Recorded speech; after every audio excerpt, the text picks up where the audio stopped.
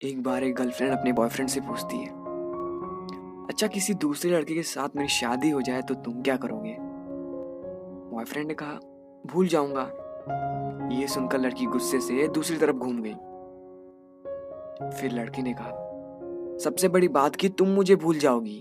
जितना जल्दी मैं तुम्हें भूल सकूंगा उससे ज्यादा जल्दी तुम मुझे भुला दोगी। फिर लड़की ने पूछा, लेकिन कैसे? लड़की ने बोलना शुरू किया,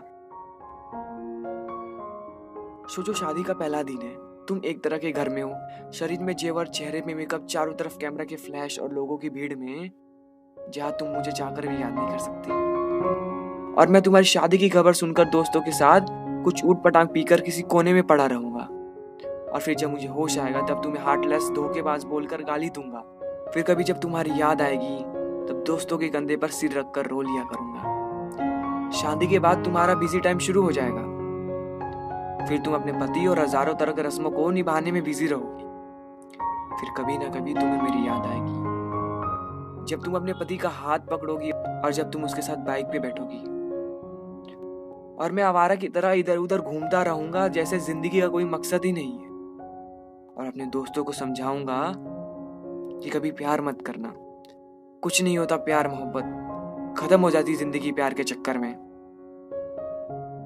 और कुछ महीनों बाद अचानक तुम्हें मेरी याद आएगी और तुम यही सोचोगी कि शायद अच्छा हुआ कि तुम्हारी शादी मुझसे नहीं हुई।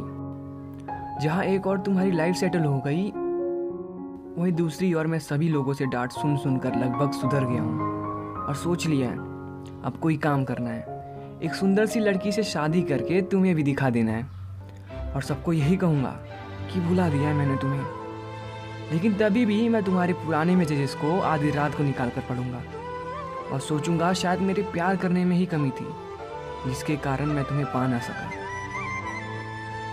यहाँ तक बोलने के बाद लड़के ने देखा कि लड़की की आंखों में आंसू झलक रहे थे। लड़की भरी हुई आंखों से लड़की की तरफ देखती है।